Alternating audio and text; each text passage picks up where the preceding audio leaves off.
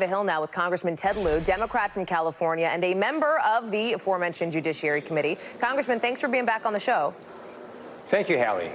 So there are strong signals, strong suggestions that the Judiciary may well subpoena John Bolton here. Is that something you'd support? Yes, I would support that. This was a fake impeachment trial because there are no witnesses and no documents. As a result, it was not a real acquittal. The American people now get to decide this November, and we need to provide the information to the American people so they can make a good decision in November.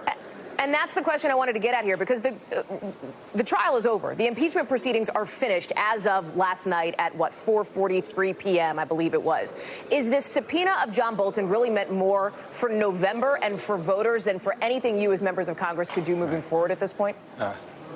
It is a function of the oversight responsibilities of the House of Representatives. Before impeachment, we're doing oversight. After impeachment, we're going to continue doing oversight. And we need to get the information out to the American people. At the same time, we've also passed over 400 bills. Over 275 of them are bipartisan. They are stuck before the U.S. Senate. So we're putting pressure on the U.S. Senate to also do its job and pass those bills to reduce health care costs and to make sure that we can move the American family forward. The president, as you have seen this morning, is viewing impeachment very differently, unsurprisingly, than you are. And he is expected to make the case that it is time to move on. And you can see the USA Today headline here. Tougher than Teflon, they say Trump shows he's the most resilient politician in modern U.S. history. The president is going to make the case it's time to get on with the business of the country. Why is he wrong? The House of Representatives, before impeachment, has been doing legislation. During impeachment, we're still doing it, and afterwards, we're still doing it. So we've been continuing to pass bills to reduce drug costs, to move the American family forward. And so we're going to continue doing that. We just want the U.S. Senate and the White House to cooperate so we can actually help the American family. And we're going to keep on doing that. Let me talk about that cooperation, because you would need cooperation from, frankly, Republicans and from the White House to get some of the things you're talking about done. And yet you have the president at the breakfast this morning, for example, taking those, as we talked about, veiled swipes at Speaker Pelosi, frankly, at Senator Romney, not mentioning them by name, but very clear who he's talking to. Let me first get your reaction to that. Were you surprised by that response, or is that something you sort of expected? The president went to new lows at the National Prayer Breakfast. His remarks were petty, and they were entirely inappropriate. So I will be praying for our president. He, based on his remarks this morning, doesn't necessarily believe people who say that they are praying for him, Congressman.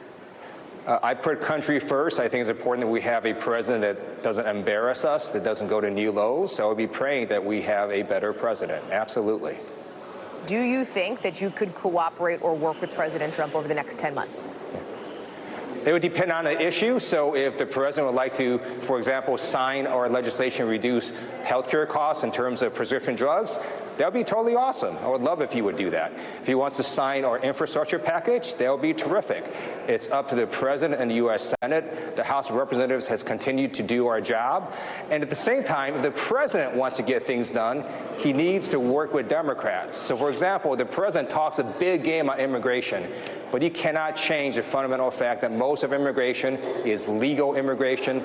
So, for example, in 2016, we allowed in nearly 1.2 million legal immigrants.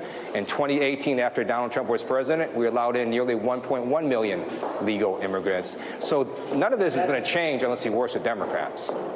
Congressman, real quick before I let you go, a quick housekeeping note. Any timing, or have you heard any timeline on when that subpoena to John Bolton might end up issued from your committee? That'll be up to the committee chairs, but I do support that subpoena because it's important that American people hear the truth. Congressman Ted Lieu, thank you for being with us after I know it has been a busy week for you and everybody on Capitol Hill. Appreciate it. President